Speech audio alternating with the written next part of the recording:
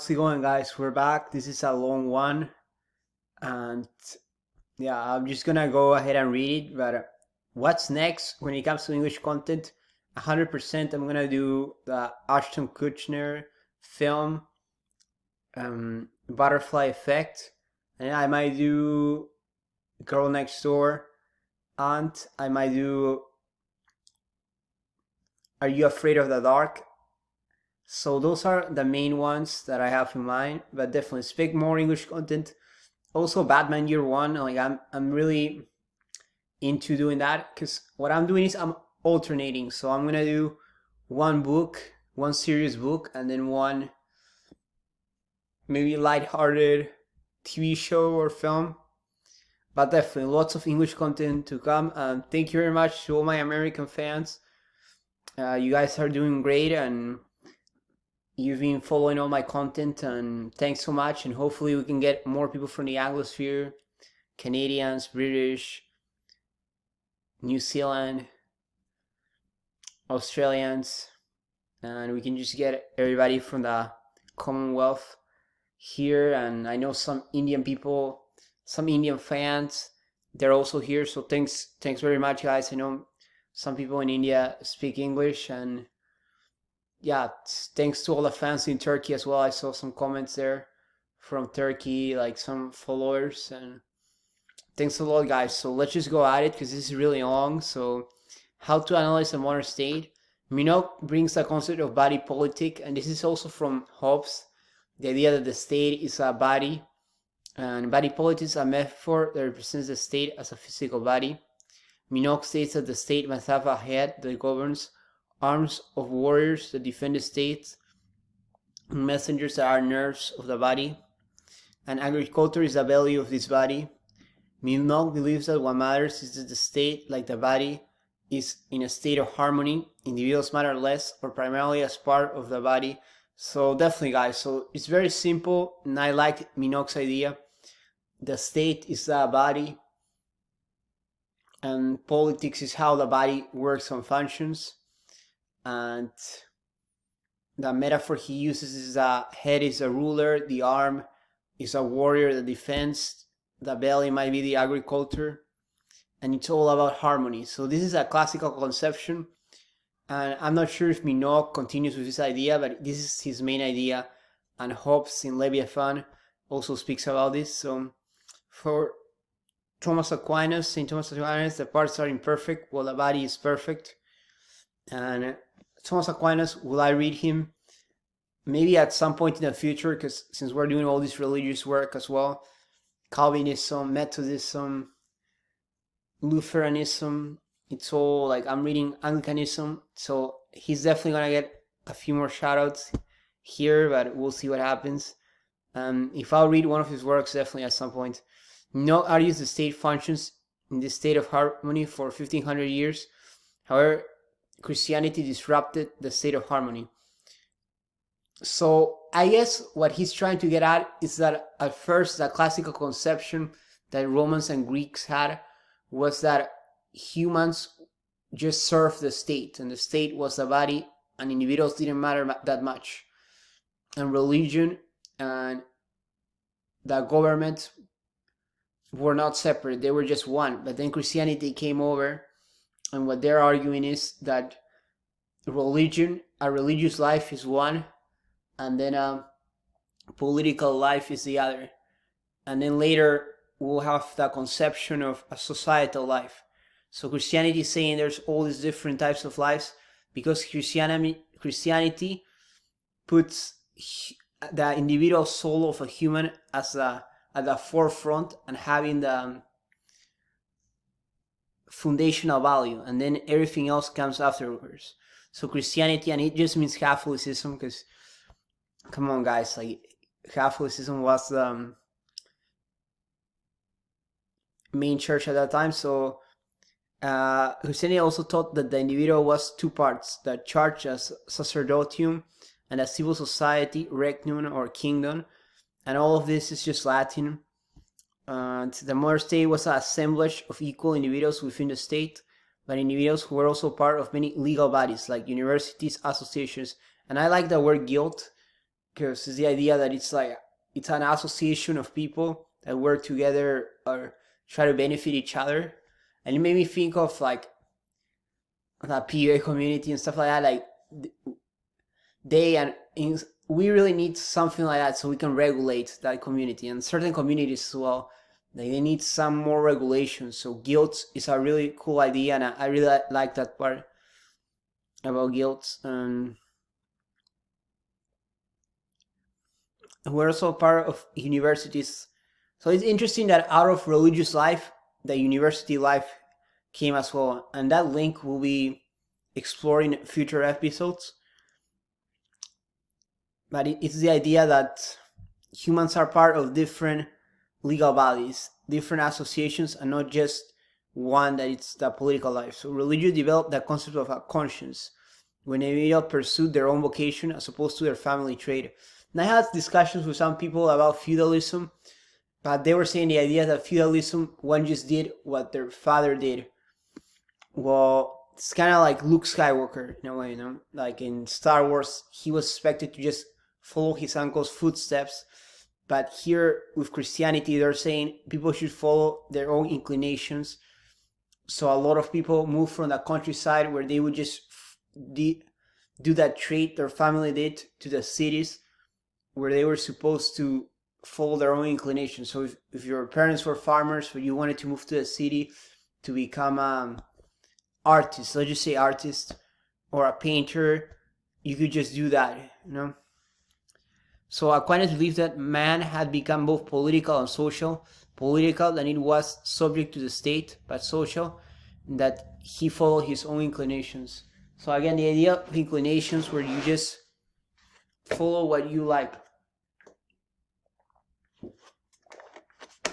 And that's how you fulfill yourself. And it's interesting because this idea is later carried in Protestantism, and the idea that one should just show one is worthy or elected by the fact that you're doing well in your business and you just dedicate yourself to that craft. And the economy brought rising prosperity, and it was achieved by free labor. So this is a lot of people who are anti-slavery. I would consider myself anti-slavery as well. But the idea is that a lot of those guys were saying that once they discovered the economy, or what they call the political economy, which means the management of their resources in the state, they will argue that, you see, slavery is unnatural, we don't need it, everything can just be handled with free labor. So free labor accomplished progress and efficiency, and this result was celebrated by the different European nations and people. So Reverend Malthus believed Malthus was British, I think, most likely, yeah, definitely. Believed that most of the population lived on a subsistence level. So he was just saying that there weren't enough resources, and people, each time there were more resources, people reproduced more, and this brought forth this Malthusian trap where when there's more resources, there's more people, and eventually just leads to poverty. So some people criticized that and said that, well, what about our industrial revolution? So I think Malthus' ideas are a bit antiquated, but it's still interesting, and in future videos I'll explore it more if I have time, or if it comes up again. So England had a coal power and is motivated to start aggrandizing its state. So the idea that England and other powers started to become wealthy, and they just had this idea of a national project of expanding their nation and becoming this colonial power. And I think that mainly happened with France, the Netherlands, and Spain. But I think Spain was earlier, so most likely Netherlands, England, or Britain and France. So guild, an association of persons of the same train or pursuits formed to protect mutual interests and maintain standards. And it's very interesting, this concept of association, because when I studied anarchism, I didn't know much about the concept of association, but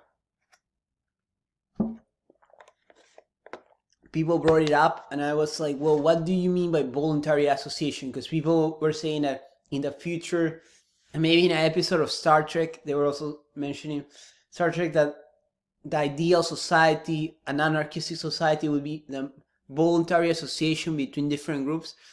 So I think it has to do with the idea of association, and this word is a key word to understand this whole chapter and text. So autonomous machine. Society was seen as self-contained, and society was born out of the state but became its own reality. And shout out to the Structure of Social Reality by Searle. Like, I definitely plan to read that book at some point, guys. Like, I know I've mentioned it a few times, but it's definitely happening. So economy. Humans were seen as producers and consumers. Money for philosophers was a tool for corruption, for rulers, or something to seek out from the masses. And humans were political, social, and economical. And this is something that Marx repeats later, Hegel and Hobbes as well, that humans have these four types of associations: political association, social association, economical association, and the other is religious or intellectual. Like, Minogue is not clear, but I think there's definitely a fourth association, and most likely religious, since it's an easier one. Intellectual seems a bit vague. So economy was seen as independent from humans, unlike politics or society. So example, when the price of a common good rose, people bought less of it. And Adam Smith thought that economics was a system that worked independently from humans. So economics, as I mentioned, guys, is the management of resources. And everybody thought they were on a competition to exalt their state. And when I mean everybody, probably just the Dutch, French, and English, and British, I mean. But it's the idea that the nations were competing with each other to demonstrate which one was the better one.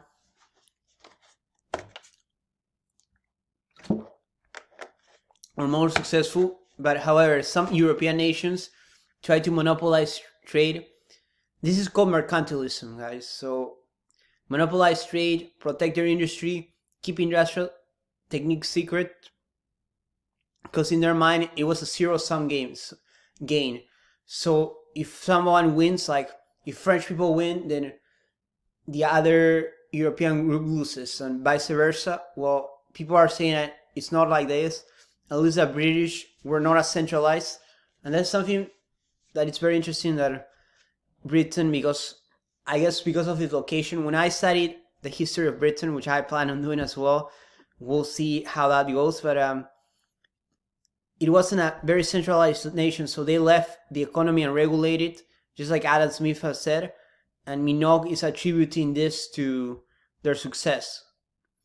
And it's interesting because Minogue is a conservative thinker, and even though he's not explicitly biased, he's a little bit implicitly pushing the reader to share a similar worldview to his, so which is fine as well, because it's interesting and he has a point, So rationalism by the end of the 18th century taught Europeans to view themselves as part of humanity, the idea of human rights. Meanwhile, Romanticism, and this picture that I'm using is from the Romantic era, made them think of themselves as a unique people, each have their own nation, their own language, their own history. So this idea of a national spirit, Volkgeist, is Deutsch, Volkgeist, and I think it was Hegel who said this, the idea of the national spirit. And again, we're going back to the idea of the body, and the state is a body, so the national spirit, that culture is the spirit of the state. So the first nationalistic theory is inspired by Woodrow Wilson and Mazzini. They believe that every culture should be self-determining, and we see all this with independent movements, for instance in Ireland, or the Basques, and now the Catalonians. And the nationalistic theory too is that, or Quebecois as well. Let's continue. Yeah, sorry, timer. That one had to have solidarity with one state, even if it goes to war. So that's another view of nationalism. I mean, is critical of this view, since people who have this view also believe that let's abolish nation states and start international organizations, and that'll end wars. But anyway, because they believe that society is a community, the economy causes division, politics is driven by power, and economics is selfishness. But anyway, guys, so Thank you very much. See you in the next video. In the future, I'll make these videos longer